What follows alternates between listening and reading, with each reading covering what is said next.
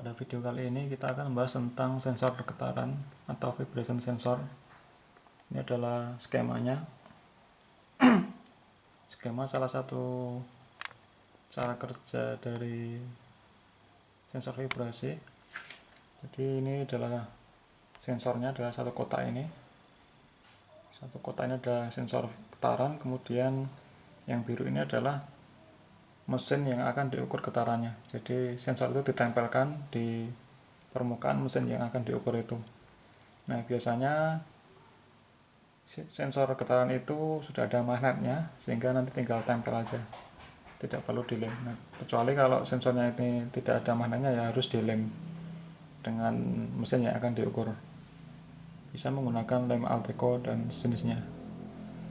Nah, jadi ini adalah sensor getarannya, kita tempelkan di mesin yang akan diukur getarannya.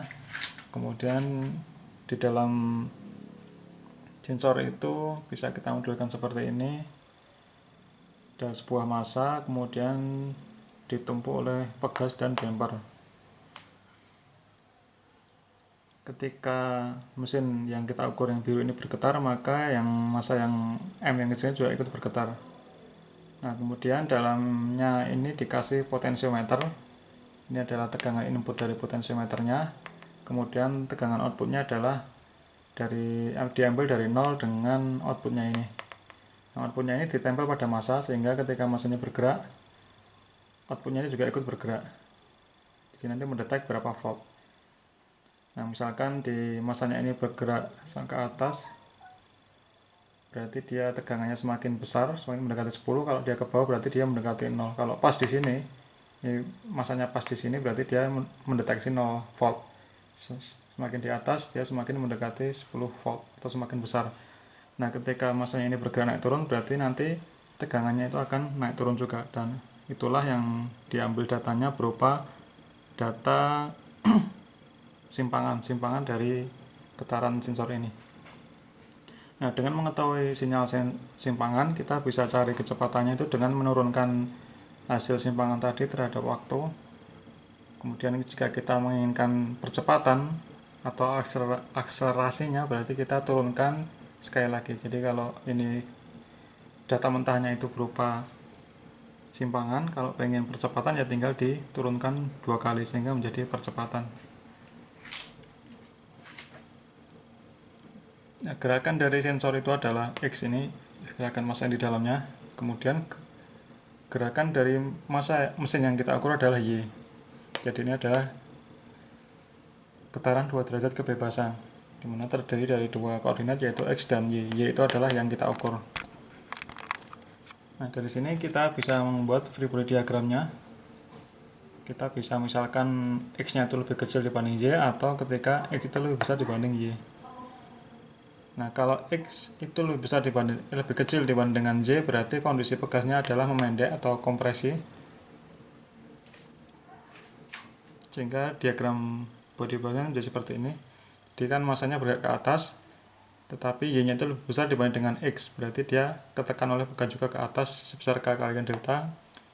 Dan juga gaya damper yaitu C kalikan delta dot. Jadi ada 3 gaya. Gaya inersia itu adalah arah ke bawah, karena masanya itu ke posisi bergerak ke atas sebesar M kalikan X double dot, dan gaya pegas ke atas, dan juga gaya damper ke atas juga. Nah, sekarang berapa deltanya? Deltanya karena X itu lebih kecil dibanding dengan Y, berarti deltanya itu adalah Y dikurangi dengan X, sehingga delta dotnya adalah Y dot dikurangi dengan X dot. Nah, kalau misalkan kita menganalisis dengan mengasumsikan bahwa X itu lebih besar dibanding dengan Y, sebelah kanan ini, X itu lebih besar dibandingkan dengan Y, berarti pegas itu memanjang karena X-nya lebih besar dibandingkan Y. Nah, ketika memanjang berarti pegas itu akan menarik massa ke bawah, sehingga gaya yang terjadi adalah inersia arah ke bawah, yaitu M kalikan X double dot. Gaya pegasnya ke arah bawah, yaitu K kalikan delta, dan gaya dampernya itu juga ke arah ke bawah, yaitu sebesar C kalikan delta dot. Nah, karena X itu lebih panjang dibanding dengan Y, berarti deltanya itu adalah X dikurangi Y, delta dari pegasnya. Kemudian delta dot itu berarti ya tinggal diturunkan 1 kali, yaitu X dot dikurangi dengan Y dot. Nah, sebenarnya apa yang kita ukur dari mesin ini yang kita ukur adalah getarannya, itu bisa berupa simpangan, amplitudo simpangannya Y besar, atau amplitudo percepatannya. Amplitudo percepatan itu kalau kita asumsikan bahwa simpangannya itu adalah berupa sinus, berarti amplitudo percepatannya adalah min omega kuadrat kalikan Y. Y adalah amplitudo dari simpangan. Berarti kita bisa mengukur simpangan maupun bisa mengukur amplitudo. Kita bisa mengukur amplitudo simpangan maupun amplitudo percepatannya. Nah, kita coba turunkan persamaan geraknya.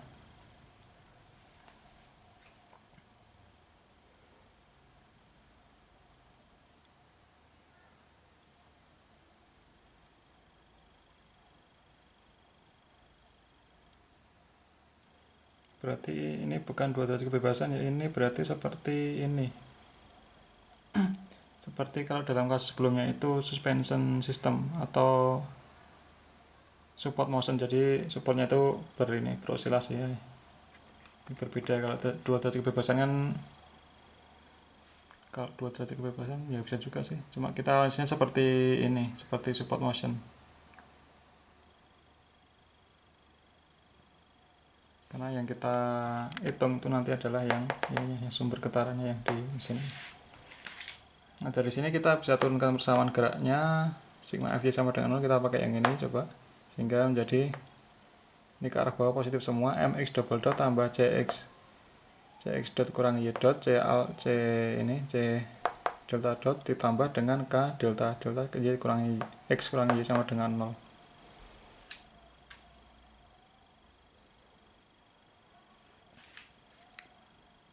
Nah, kemudian yang karena kita itu pengen mengetahui berapa amplitudo dari getaran mesin ini maupun amplitudo simpangan maupun amplitudo percepatannya, yang nilai 0 itu kita manipulasi dengan menambahkan ini min m y double dot tambah m y double dot, ini kan dijumlahkan 0. Ini kan sama dengan yang di atas. Supaya apa? Supaya nanti kita bisa rubah seperti ini. Sehingga ini kalau yang positif ini kita pindah ke kiri, berarti mx double dot dikurangi dengan my double dot tambah ini c kalikan x dot kurang y dot tambah k y x kurang y sama dengan min my double dot. Nah, sehingga ini kita bisa keluarkan m-nya.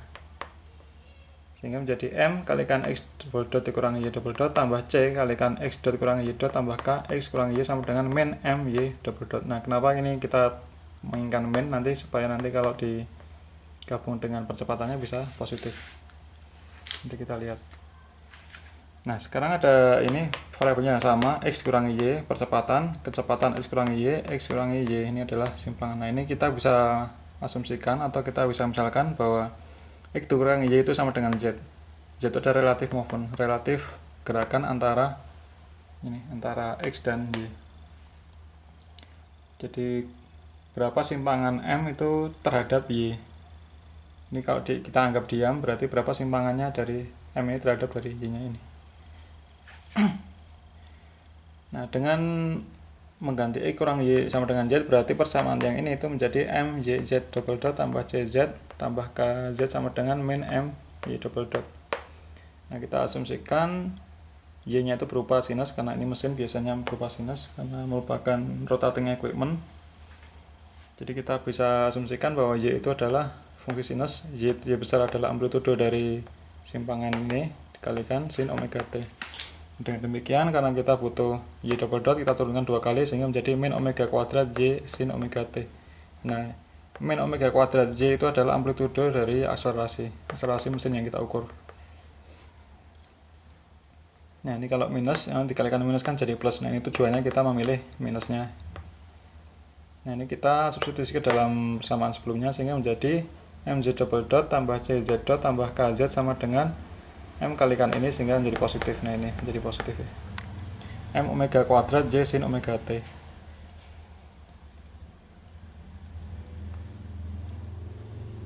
Nah, ini ada z sin omega t, kemudian ada dampernya, ada c-nya, berarti ada beda fasa dengan kecepatan jarak relatifnya atau gerakan relatifnya, sehingga z itu bisa kita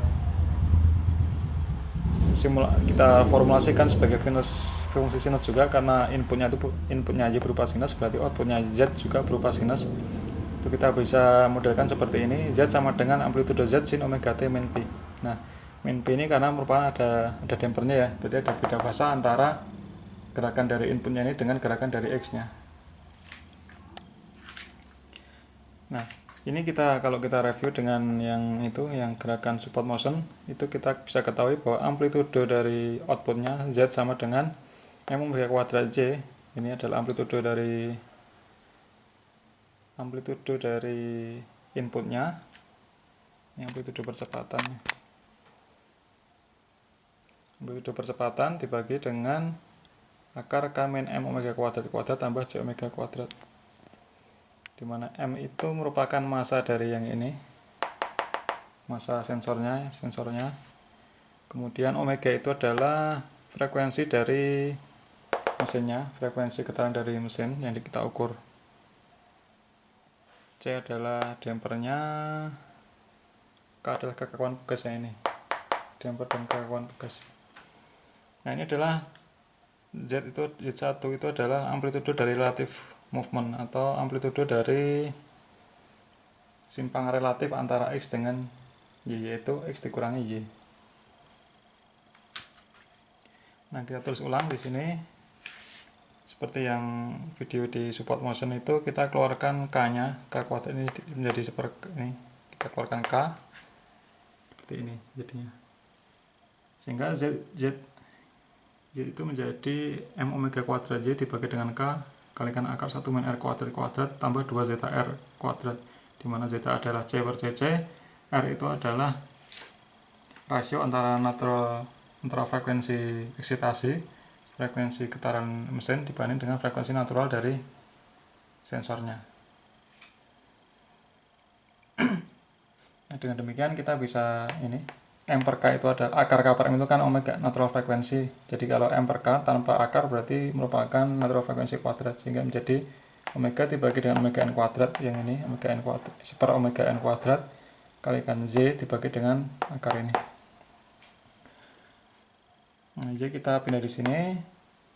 Z sama dengan Z kalikan ini dikalikan seper akar ini. Nah, ini yang dinamakan dengan correction factor. Kemudian zeta-nya itu kita abaikan. Nanti kita abaikan zeta-nya 0. Anggap aja ini zeta-nya damper yang dipasang itu sangat kecil sekali, sehingga kita bisa abaikan. Nah, sekarang kita analisis ini ketika R sangat kecil dan ketika R sangat besar. Ini kan juga R ini R kuadrat. Nah, ini ada dua analisis yang itu ketika R itu sangat kecil dan ketika R itu sangat besar. Nah, sekarang kita mulai ketika R itu sangat kecil. Nah, ini disebut dengan correction factor. Nah, ketika R itu sangat kecil atau omega per omega M itu sangat kecil, K-nya itu akan sama dengan 1. Kita lihat ini kita abaikan. Ketika R-nya itu sangat kecil, berarti ini 1 dikurangi sangat kecil, anggap aja tetap 1 dikuadratkan di akar, berarti 1 per 1 adalah 1. Nah, jadi ketika R-nya itu sangat kecil, correction faktornya adalah 1. Ini kita abaikan dulu yang Z-nya. Nah, dengan demikian persamaan yang di ini menjadi Z sama dengan J omega per omega N kuadrat. Ini kalau kita gabungan dengan J omega kuadrat ini adalah amplitude dari akselerasi. Kita lihat omega kuadrat J itu adalah amplitude dari akselerasi dibanding dengan natural frekuensi kuadrat. Nah, natural frekuensi kuadrat ini adalah konstan. Nah, dengan demikian Z itu sama dengan amplitude dari akselerasi dibagi dengan natural frekuensi, di mana natural frekuensi adalah konstan, berarti merupakan amplitude dari akselerasi dari mesin yang kita ukur nih. Jadi dengan R itu sangat kecil, yaitu K sama dengan 1, berarti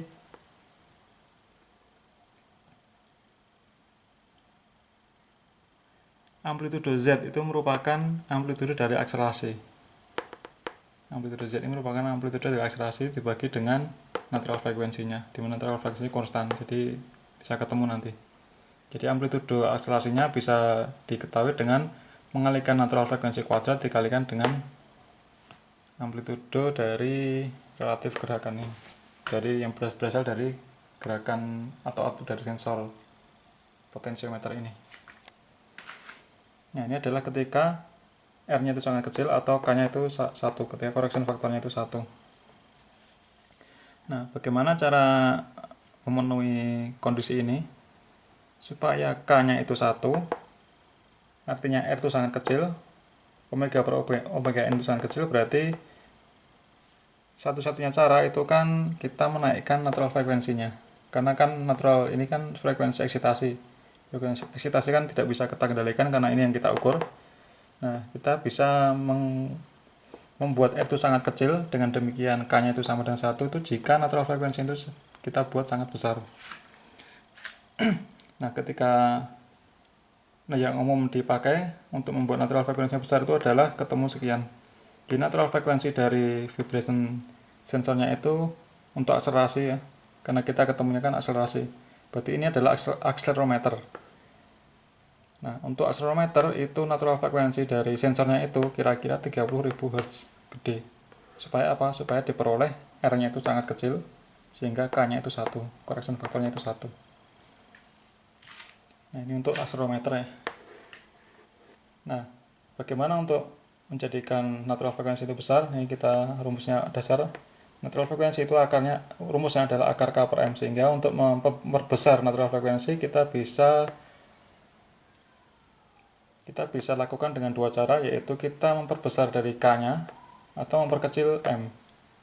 Memperkecil M itu merupakan hambatan tersendiri, sehingga kita bisa melakukannya dengan memperkecil M sampai sekecil-kecilnya dan menambah kekakuan dari sensor itu, sehingga ini untuk akselerometer itu natural frekuensinya itu sangat tinggi atau dia sangat kaku.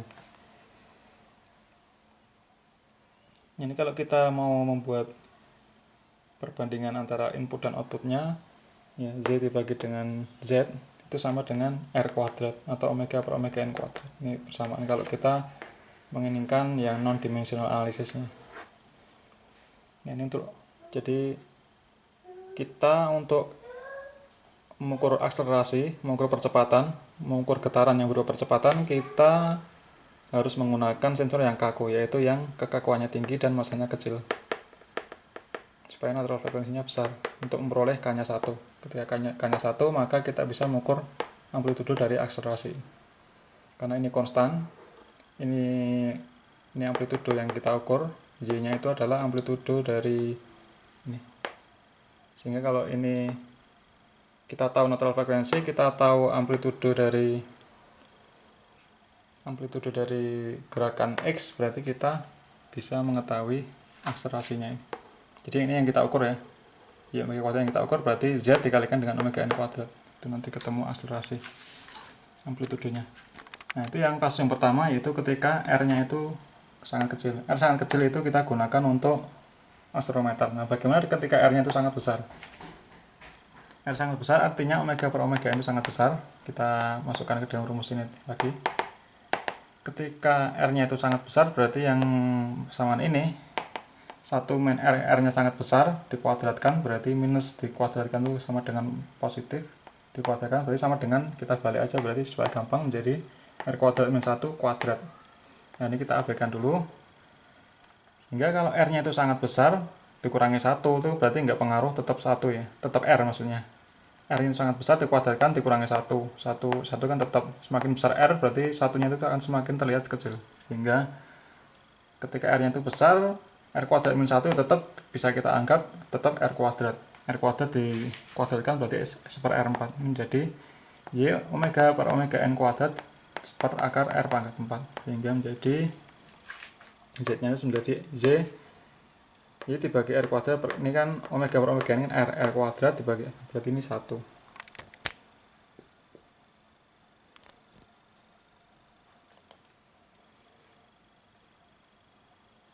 Nah, dengan demikian kita ketemu bahwa simpangan dari amplitudo simpangan itu akan sama dengan amplitudo dari X-nya ini. Karena X-nya tadi kan amplitudo dari jarak relatif. Jarak relatif antara mesin dengan ini ya berarti ya X-nya itu adalah jarak relatifnya.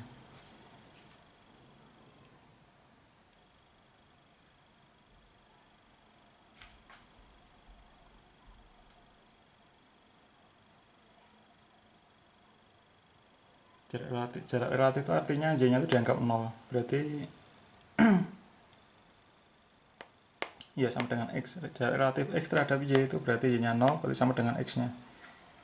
Jadi untuk yang kondisi ini, kondisi R nya itu sangat besar, itu simpangan dari yang kita ukur itu sama dengan Z nya. Z nya itu sama dengan X nya. Jadi simpangan yang kita ukur itu sama dengan X nya. Itu kalau R nya itu sangat besar. Nah, bagaimana untuk mencapai R yang sangat besar? R yang sangat besar itu kita capai dengan cara ini. Supaya R nya itu besar, berarti omega n itu harus dibuat sekecil-kecilnya. Omega n dibuat sekecil-kecilnya, berarti akar K per N dibuat sekecil-kecilnya, berarti K itu diturunkan sekecil-kecilnya, dan M itu diperbesar sebesar-besarnya. Nah, dengan demikian ini, untuk kondisi ini itu sangat fleksibel ya. Berbeda dengan ini tadi, ini sangat kaku, ini sangat fleksibel. Nah, berarti karena yang kita ukur di amplitudo simpangan yang kita ukur itu sama dengan amplitudo yang terukur oleh sensornya, berarti ini disebut dengan displacement sensor karena yang kita ukur adalah displacementnya. Z Y per Z nya sama dengan 1, sehingga Z sama dengan J, artinya perbedaan antara ini X itu sama dengan Y.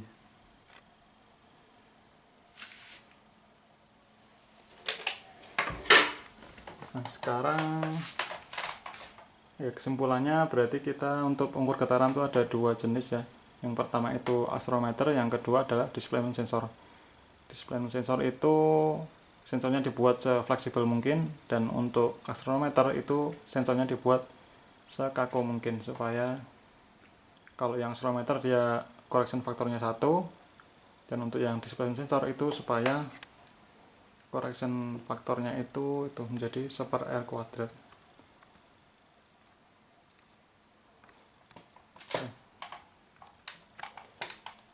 Sekarang bagaimana kalau kita gambarkan dalam grafik tentang kedua hal tersebut. Terus lagi persamaannya bahwa Z itu merupakan jarak relatif antara massa yang ada di sensor dengan itu. Z itu adalah gerakan relatif, itu X dikurangi dengan Y, Y nya dianggap tetap. Berarti jarak X terhadap Y, jarak massa, getaran massa terhadap mesinnya, itu adalah Z. Di rumusnya kita tulis lagi, Z sama dengan J kalikan R² dibagi 1 min R² tambah 2ZR². Kenapa ini menjadi R²?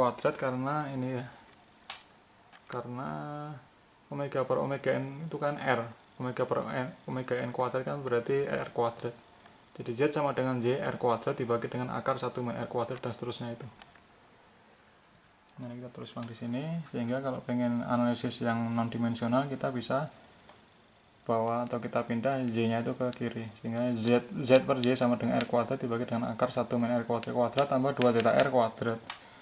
Nah, ini seperti yang support motion itu, kita pilih grafik, sumbu X nya adalah R, dimana R adalah omega per omega n, dan Y nya adalah Z per Y.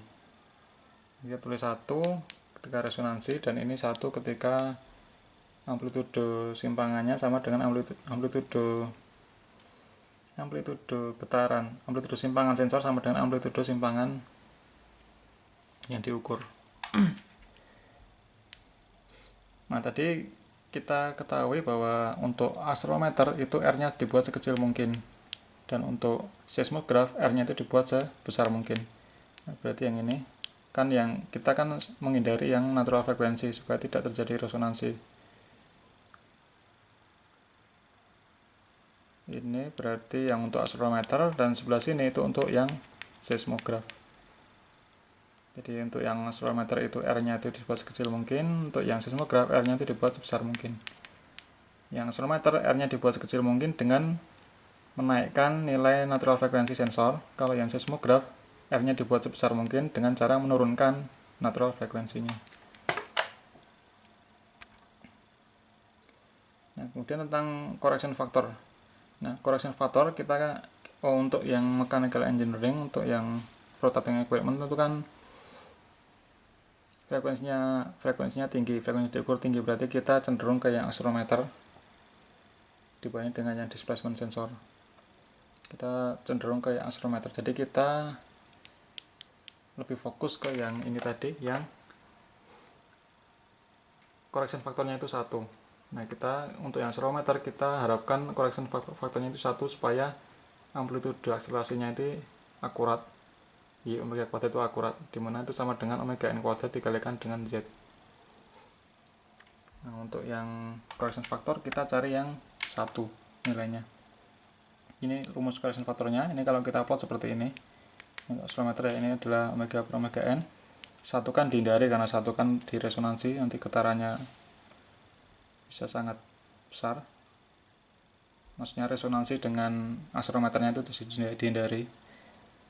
Nah, jadi kita cari untuk yang dia correction faktornya itu stabil di 1, di angka 1. Nah, dengan demikian untuk accelerometer itu paling bagus itu ketika damping rasionya itu adalah 0,7. Kenapa? Karena dia sampai omega per omega n nya itu 0,2, dia masih stabil di 1.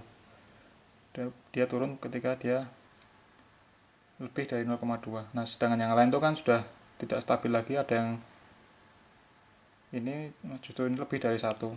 Jadi tidak akurat lagi, tidak linear ya. Tidak linear kan susah dimodel, karena ini konstan di angka 1. Nah, ini yang paling baik yang kita gunakan untuk accelerometer. Untuk sensor pengukur getarannya berupa apa? Getaran yang diukur berupa percepatan, bukan kesimpangannya. Karena kalau kita punya data accelerometer akselerasi, kita bisa tahu simpangannya dengan cara mengintegralkan. Oke, demikian penjelasan saya tentang vibration sensor. Kalau ada salahnya silahkan dikoreksi. Sampai ketemu di video selanjutnya.